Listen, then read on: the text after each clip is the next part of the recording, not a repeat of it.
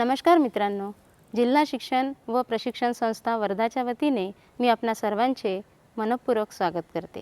राष्ट्रीय शैक्षणिक धोरणानुसार आपल्याला मुलांना केवळ वाचन लेखन येणं एवढं अपेक्षित नाही, तर त्यांचा 360 अंशात्मक विकास कसा घडवता येईल या दृष्टीने सुद्धा आपल्याला विचार करायचा आहे। जी वाचनाची कार्यनीती आहे ती म्हणजे सहभागी वाचन आहे किंवा प्रकट वाचन आहे।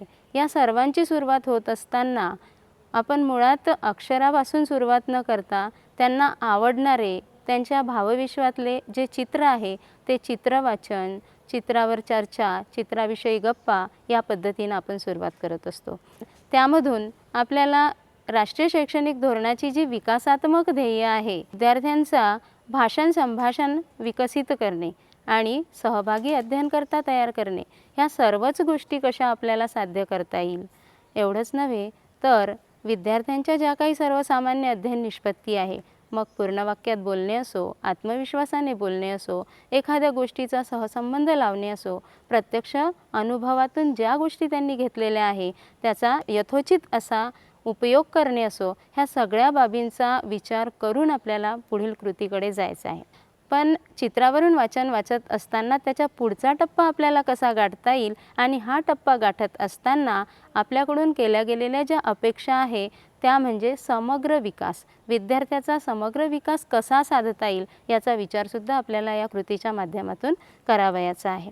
यापूर्वीच्या कृतीमध्ये चित्रयुक्त वाक्याचे वाचन मुलांनी केलेले आहे, पण हळूहळू संबोध स्पष्ट झाल्यानंतर चित्र बाजूला काढून आपल्याला सहज त्यांना वाक्याचे वाचन आपल्याला करायला द्यायचे आहे।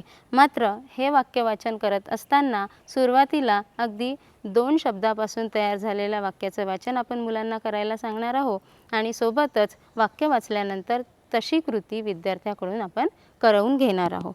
खिडकी उघड हे वाक्य मुलांनी वाचल्याच्या नंतर ती कृती त्यांच्याकडून आपल्याला करवून घ्यायची आहे।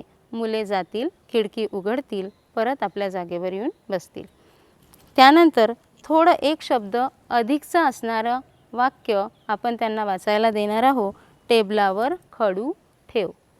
मात्र केवळ वाक्य वाचणार नाही तर सोबत ही कृती केल्यामुळे त्याचं दृढीकरण होणार आहे आणि सोबतच जे वाक्य आपण वाचलेलं आहे ते समजपूर्वक वाचल्या जाईल।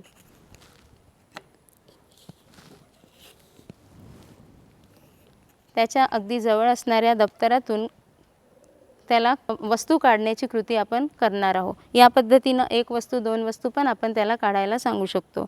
उदाहरणार्थ दप्तरातून वही काढ, असंच आपण दुसरं वाक्य पण त्याला सांगू शकतो।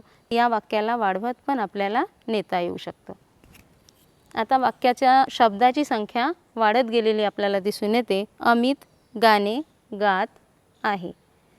मग अमित गाणे गात आहे हे वाक्य वाचल्याच्या नंतर एखादं छोटंसं बालगीतसुद्धा आपल्याला मुलांकडून म्हणवून घेता येते, म्हणजे रंजक पद्धतीने ही कृतीसुद्धा आपल्याला करता येईल। आता एका पाठोपाठ एक घटना लक्षात ठेवण्याची कृती मुलाला करता यावी यासाठी म्हणून आपण छोटे छोटे वाक्य एकत्रित स्वरूपात त्या मुलांना वाचायला देणार आहोत। पाणी घे, तोंड धु, तोंड पुस। म्हणजे सुरुवातीला आपण एक छोटी कृती घेतली, त्यानंतर थोडे शब्दाची संख्या वाढवली, त्यानंतर आणखी शब्दाची संख्या वाढवली आणि आता मात्र आपण कृतीची संख्या वाढवून वाक्याचं वाचन घेत आहोत। या पद्धतीनं वाचनाचा स्तर पुढे पुढे जाताना आपल्याला दिसून येईल। तर अशा प्रकारे अगदी 2 शब्दापासून तयार झालेले वाक्य, त्यानंतर 3 शब्दापासून तयार झालेले वाक्य, मग 4 शब्दापासून तयार झालेले वाक्य योग्य विरामचिन्हासह मुलं वाचन करतील आणि त्या प्रकारची कृती विद्यार्थी करतील याचा प्रयत्न आपण केलेला आहे। विद्यार्थ्याला एक शब्द दिला जाईल वाचनपाटीवर हात, आणि विद्यार्थी स्वतः त्या शब्दाचा वाक्यात उपयोग करून सांगतील। शिक्षक मात्र फळ्यावर त्या पद्धतीचं वाक्य लेखन करतील आणि विद्यार्थ्याकडून ते वाचन करून घेतील। उदाहरणार्थ हात, दुसऱ्या वर्गाचा विद्यार्थी असल्यामुळे याला आपण साधे आणि छोटे शब्द वाक्य तयार करायला सांगणार आहोत। हात, मला 2 हात आहे। सोबतच आपण या वाक्याच्या माध्यमातून दुसऱ्या विषयाशी सांगड घालण्याचा आपण प्रयत्न करतो आहोत।